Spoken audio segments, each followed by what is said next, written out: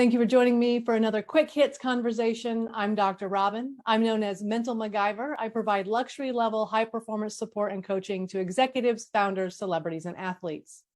With me today, I have Tim Hawks. He is the managing director of Unlimited Potential, where he is a mental engineer and executive coach focusing on logical and practical solutions to challenging problems. He is in the UK. I have Philip Tate. He's a communications consultant doing brand building, strategic communications, and marketing, and he is based in Charlotte, North Carolina. And I have Steve Ramona. He's the global sales director at Infome LLC, a podcast coach, and the host of the podcast Doing Business with a Servant's Heart. He is in California. The question I have today, how do you move an idea from concept to clear vision?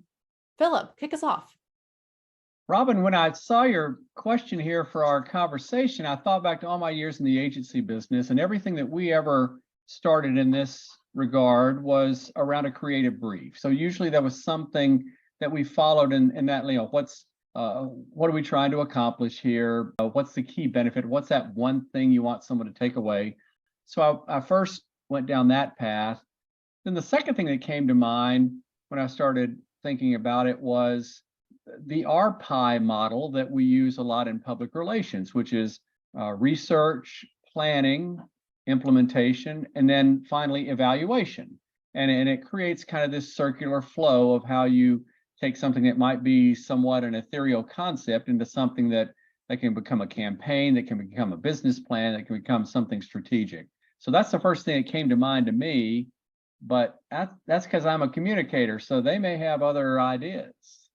I've got an interesting view on this. I'm being the people guy in this group.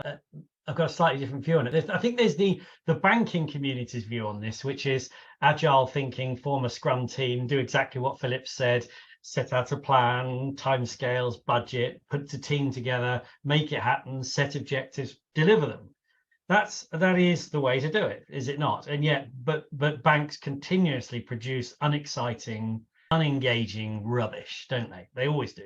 So then I throw my people side into it and I say to myself, well, how do we make an idea become a clear vision? Well, we need a passion for the idea and we need a passion for the output. So we need some sort of, for me, if it needs to have some connection with a bigger purpose, maybe, or some connection with a value set that I hold. And that then drives me. I have an internal drive. I'm not required by the Agile Scrum leader to deliver X by Y. I'm actually going, I want to do this because this is valuable to me. So I think there are two very different sides of looking at it, aren't there? There's the practical business side, but then am I driven to do it? And I think anyone listening that does the practical business side and feels disenfranchised at work, it's for that reason. I love what both of you said. What comes to mind to me, one is mastermind. You've got to come as groups, talk about this idea. Is it even going to work? It may not get the clear vision. And the simplest thing to me, I tell people all the time, take action.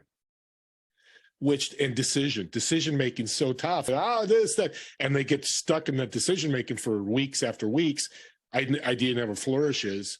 Guess what? It never happens. So I think action, decision, and having a great mastermind with your company, or like we're doing here, talking about it.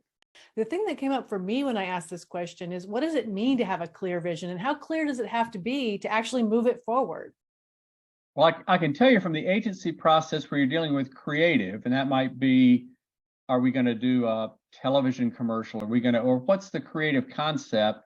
Making that bridge from like left brain thinkers like me into right brain thinkers like creatives to take what I hopefully articulated from a business perspective and a creative brief into something that needs to venture off from that to become print advertising, digital ads, television, radio, whatever the creative deliverable might be.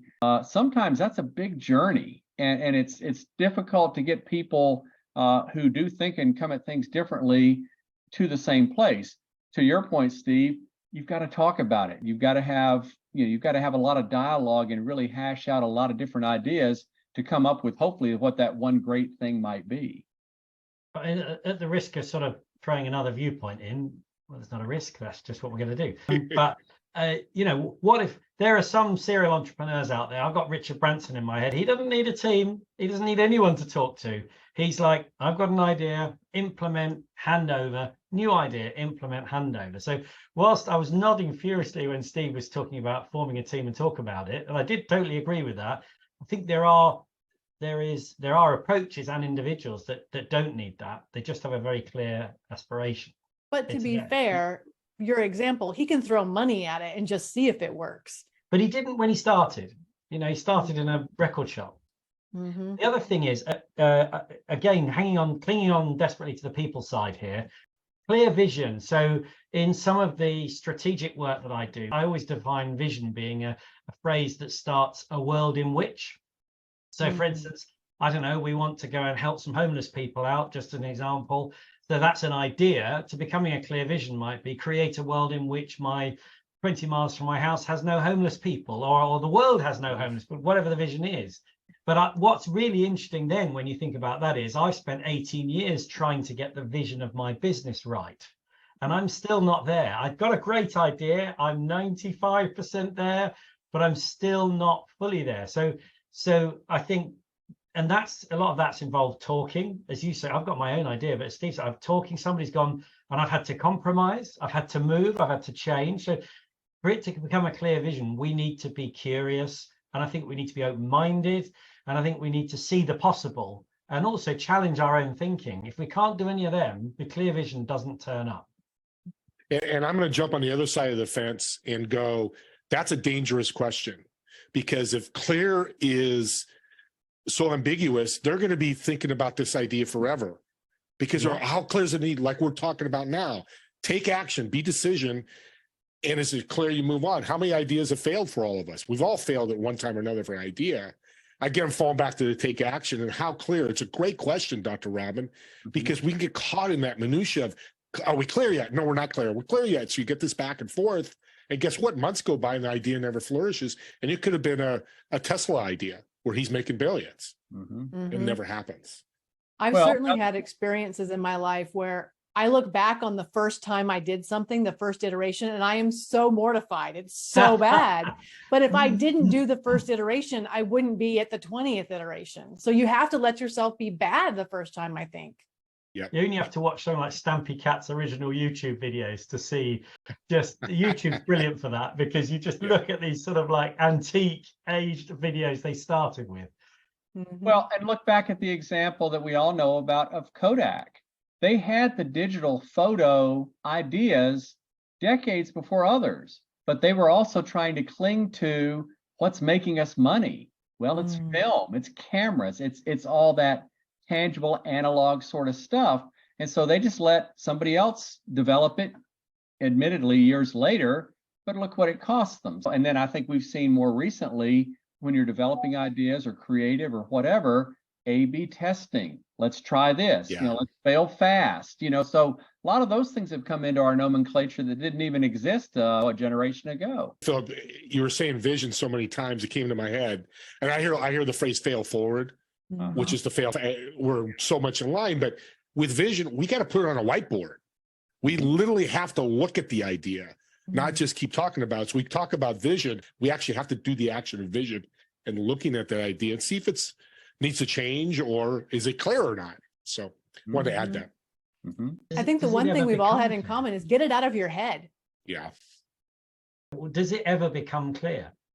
I mean, are there people out there who died going, got it, nailed it? Are they lying there going, oh yeah, got it, I nailed that? Yeah.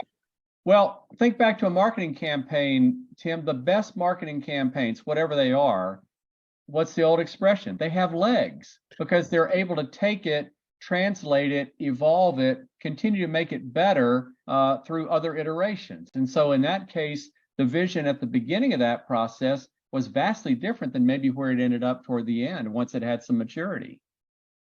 Yeah, I love that. And I'm with you, Tim. I mean, I've been in business now, I don't know, 14, 15 years. My business still evolves. It changes. I add things like mental MacGyver to my title. So I think that that's just part of being in business. You never get clear and rest on your laurels and are like, oh yeah, it's good now, I can sit back. I don't think that's how it works. So So- that is our so- 10 minutes. I'm going to cut us off there. Thank you so much for having this conversation with me. And I look forward to speaking to each of you again really soon.